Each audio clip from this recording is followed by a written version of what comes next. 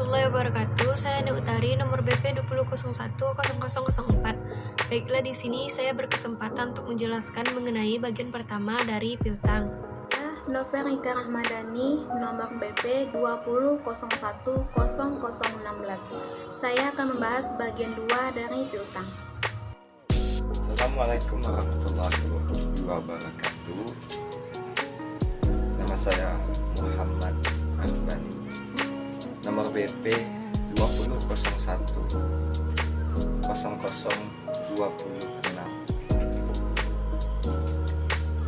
Pada kesempatan kali ini saya akan menjelaskan materi piutang bagian ketiga. Assalamualaikum warahmatullahi wabarakatuh. Baiklah, di sini saya mendapat kesempatan untuk menjelaskan bagian pertama dari piutang. Penggolongan piutang. Yang pertama, piutang usaha atau account receivable. Digunakan untuk penjualan barang dagang atau jasa secara kredit dan biasanya diperkirakan akan diterima dalam periode waktu yang relatif pendek. Digolongkan menjadi aset lancar. Yang kedua, piutang wesel atau wesel tagih. Merupakan pernyataan jumlah utang dari pelanggan dalam bentuk tertulis atau surat pengakuan utang. Yang ketiga, piutang lainnya, yaitu piutang kepada selain pelanggan termasuk piutang bunga, piutang pajak, dan piutang dari pejabat atau karyawan perusahaan. Yang terakhir, piutang usaha. Yang pertama, pengakuan. Piutang usaha diakui pada saat barang dan jasa telah dijual dan diserah terimakan pada pembeli.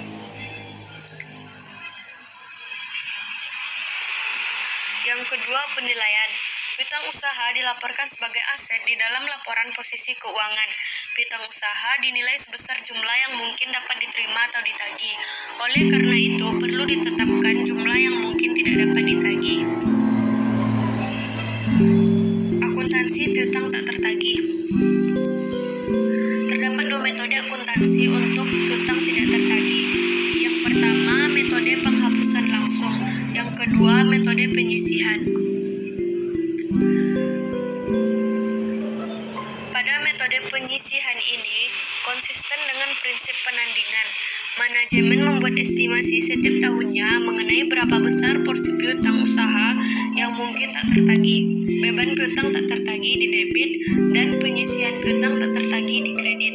Piutang yang ternyata benar-benar tak dapat ditagih di debit ke penyisihan piutang tak tertagih dan di kredit ke piutang usaha. Yang ketiga, penghapusan.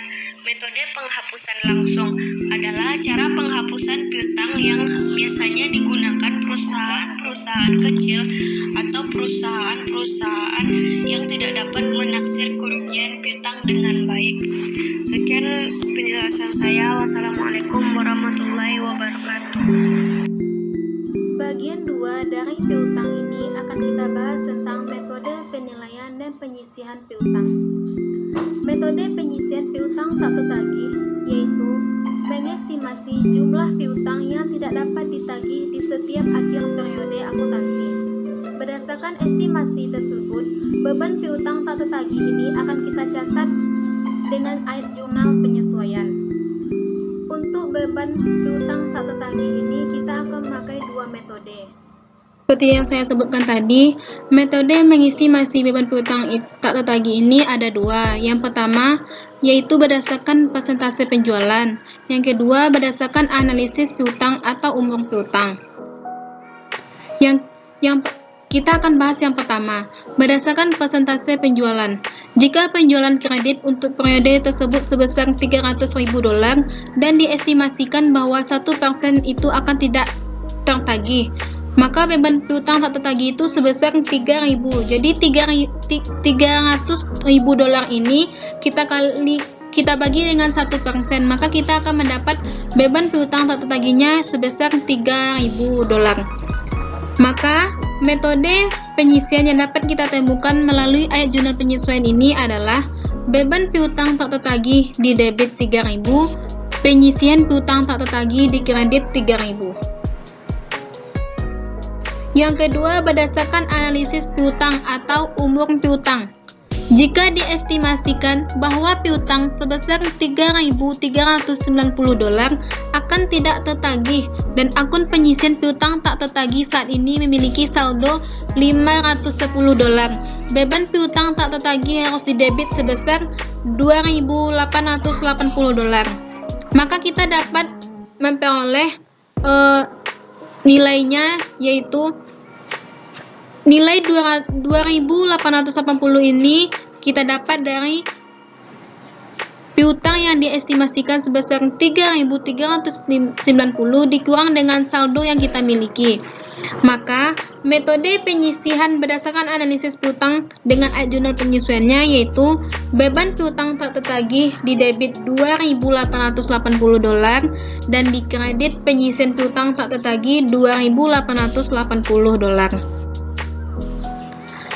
Maka untuk metode yang dapat kita lakukan berdasarkan analisis piutang atau umur piutang ini, yang pertama, kita menentukan tanggal jatuh tempo setiap piutang pelanggan.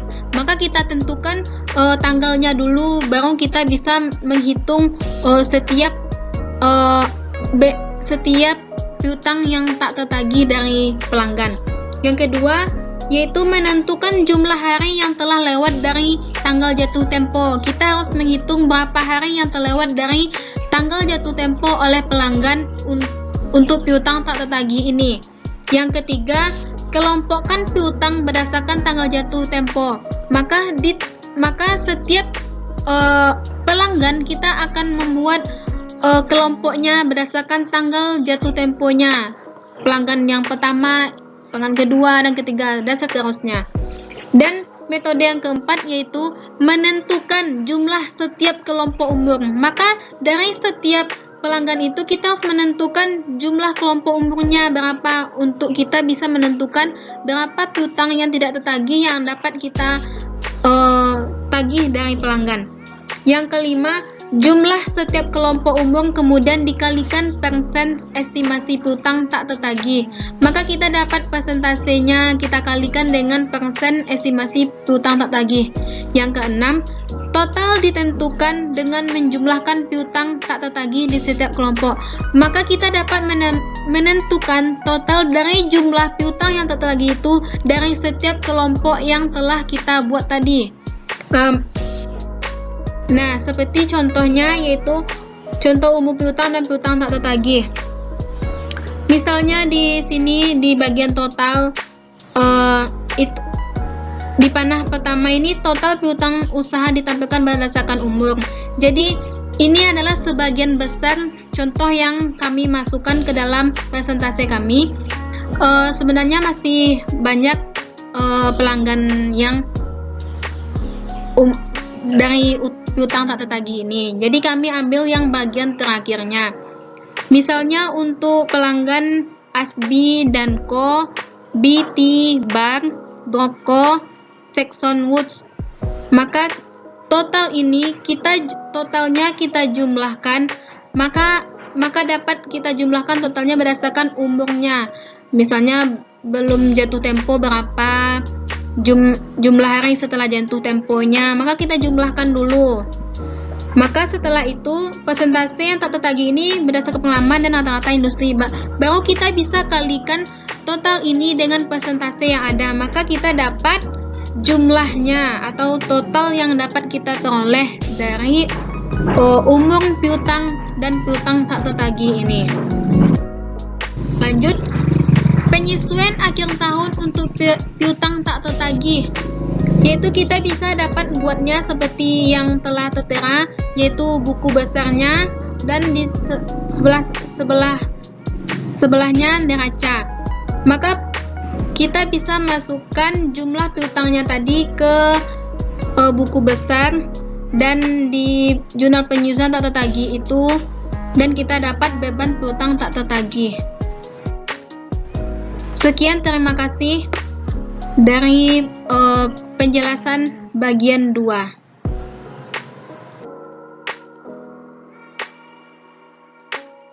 Dan kali ini kita akan membahas bagian ketiga dari materi piutang.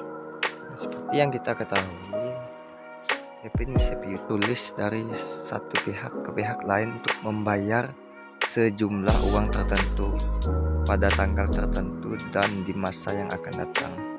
Jenis-jenis piutang wesel itu juga terbagi menjadi dua. Yang pertama, piutang tanpa bunga. Piutang yang tidak dicantumkan bunga. Dengan demikian, nilai nominal wesel sama dengan nilai nominal pada jatuh tempo. Jadi tidak ada bunga di dalam piutang wesel tersebut. Yang kedua, piutang wesel yang berbunga. Pada saat jatuh tempo, nilai wesel sama dengan nilai wesel tambah bunga. Jadi di saat jatuh tempo, pembayaran piutang tersebut menyertakan pembayaran di saat jatuh tempo plus bunganya. Nah, di sini juga kita bisa lihat. Di sini kita juga bisa lihat contoh dari piutang wesel. Nah, kita akan belajar juga mengenai cara menentukan tanggal jatuh tempo seperti soal yang ada di bawah ini. Nilai nominal sama dengan 10 juta rupiah. Tanggal penerbitannya 2 Januari 2016. Jangka waktu 90 hari dan suku bunganya 9%. Jadi, jika tanggal penerbitan wesel 2 Januari 2016, jangka waktunya 90 hari, maka Januari itu kan ada 31 hari. Tanggal penerbitannya tanggal 2. Jadi 31 dikurang 2 menjadi 29 hari. Dan jumlah hari juga di bulan Februari ada 29 hari. Maret 31 hari. April. Jadi jumlah keseluruhan dari awal Januari sampai bulan April sesuai jangka waktu 90 hari. Jadi tanggal jatuh temponya itu tepat di tanggal 1 April 2016. Di sini juga dijelaskan tanggal jatuh tempo dalam bulan. Jika tanggal penerbitan 2 Januari 2016, jangka waktunya 3 bulan, maka maksudnya jangka waktunya 3 bulan, maka tanggal jatuh temponya tepat di tanggal 2 April 2016. Dan jika tanggal penerbitan wesel tersebut 2 Maret 2016, jangka waktu pembayarannya 5 bulan, maka tanggal jatuh temponya adalah 2 Agustus 2016. Dan jika tanggal penerbitan wesel tersebut 2 Agustus 2016, jangka waktu 4 bulan, maka tanggal jatuh temponya 2 Desember 2016. Mari kita hitung tanggal jatuh tempo untuk wesel kaki berjangka waktu 90 hari yang diterbitkan tanggal 16 Maret. Tanggal wesel tersebut harus dilunasi disebut tanggal jatuh tempo. Berikut cara menghitung tanggal jatuh tempo. Total jangka waktu wesel 90 hari. Jumlah hari di bulan Maret ada 31 dan sertakan juga tanggal penerbitan wesel. Jadi sisa hari di bulan Maret tinggal 15 hari lagi. Jadi 90 dikurangi dengan 15 tinggal 75 hari lagi. 75 tadi dikurangi lagi dengan jumlah hari di bulan April.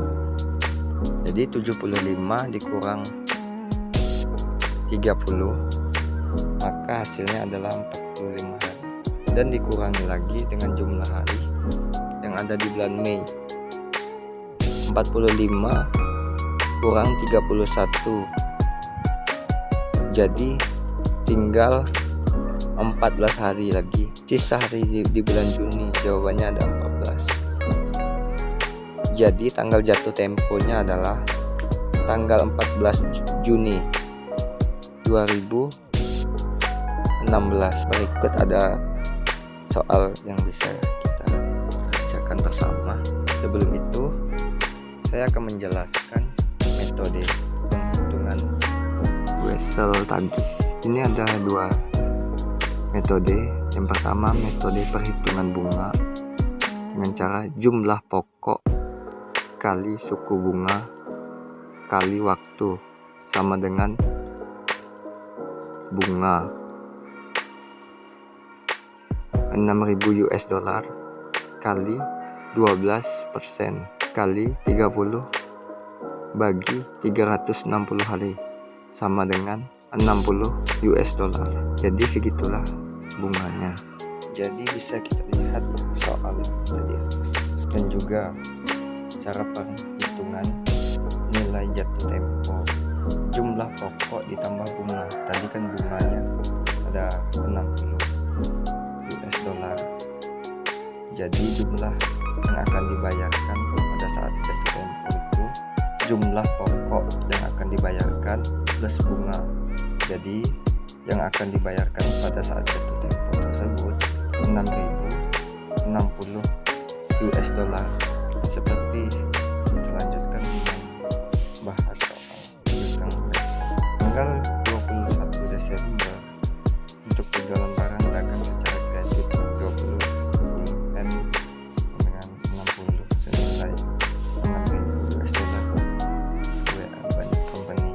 Ini kan dikatakan penjualan barang secara kredit, jadi otomatis langsung saja dimasukkan dalam jurnalnya tadi. Piutang usaha di debit dengan besaran 6.000 US dollar dan penjualan di kredit dengan jumlah yang sama 6.000 US dollar. Kita akan melanjutkan soal yang kedua. Menerima Wessel dengan nilai nominal 6.000 US dollar, jangka waktu 30 hari, bunga 12% tanggal 21 November hari, WA Bank Company untuk pelunasan piutang usaha. Jadi jurnalnya piutang Wessel 6.000 US dollar di debit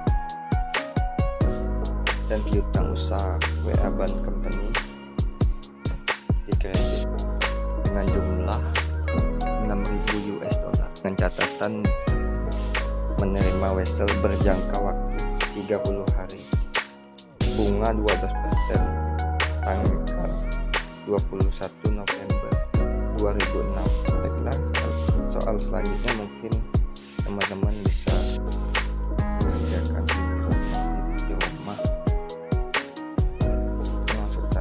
Langsung saja kita lanjut di laporan posisi keuangannya. Seperti yang kita lihat, pos-pos yang diarsir warna kuning itu adalah piutang. Jadi kita lihat posisi piutang itu di laporan posisi keuangan yang ada di arsir yang berwarna kuning itu. Nah, laporan posisi keuangan.